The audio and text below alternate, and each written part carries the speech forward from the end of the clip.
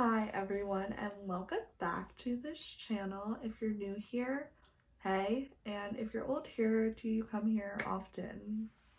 I'm actually filming this video twice because I bored myself in the other video, so I'm going to try to make this a lot more exciting even though I can't. Basically, I have another video up. I would suggest watching that one for this one where I talk about why I wanted to transfer from Barnard College. I ended up not, and I ended up loving Barnard, but watch that video because it gives more of my reasons why I wanted to transfer and blah blah blah. Yeah. This video is going to be more like the application process and what it was like actually applying to transfer. So I'm going to talk about my scores and things of that nature. So yeah, let's get right into the video. I only wanted to apply to transfer to 2 schools. I also talked about this in my other video, Duke University and Vanderbilt University.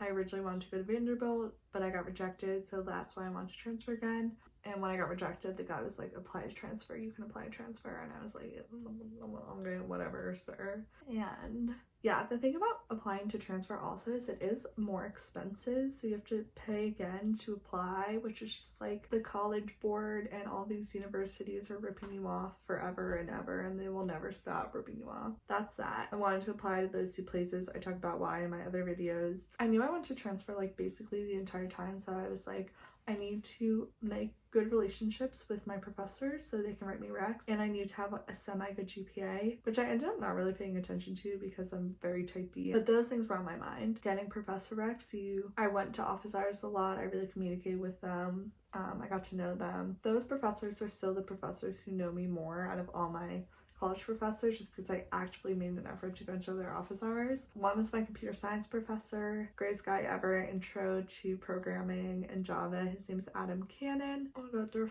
3 ants in my room. Where are they coming from?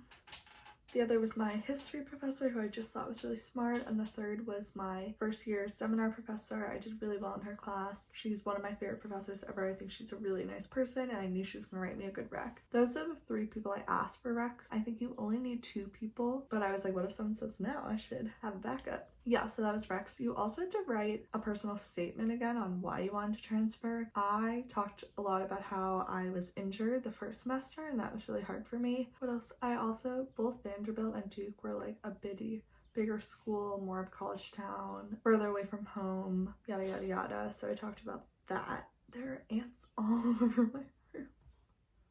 Okay, I need to film this video fast so I can figure out how to deal with this ant problem. Yeah, so that's that. And then my test scores are what I applied to college with. So I got a 33 on my ACT.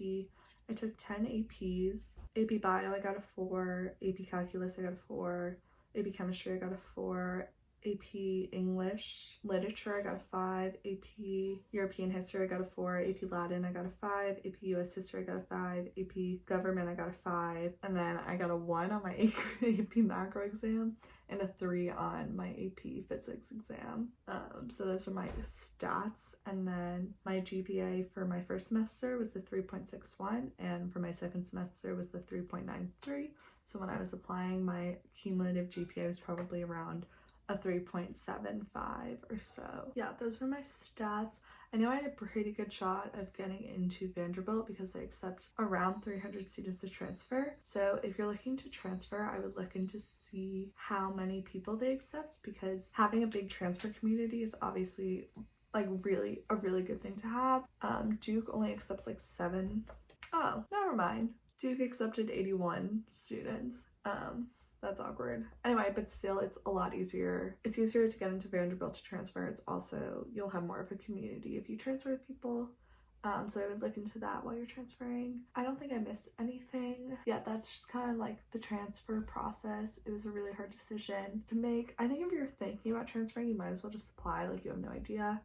I didn't want to apply to a lot of schools to transfer. I was like, I don't care that much, but it's kind of like applying to college. Like, make sure you have all your facts, make sure you visit the school, make sure you know it's a place you want to go to, and ultimately whatever decision you choose will be the right one. So yeah, that's my application process for applying to transfer. This video was requested, so if you have any other requests, please let us know. And yeah, thank you for coming. Peace out, Girl Scouts.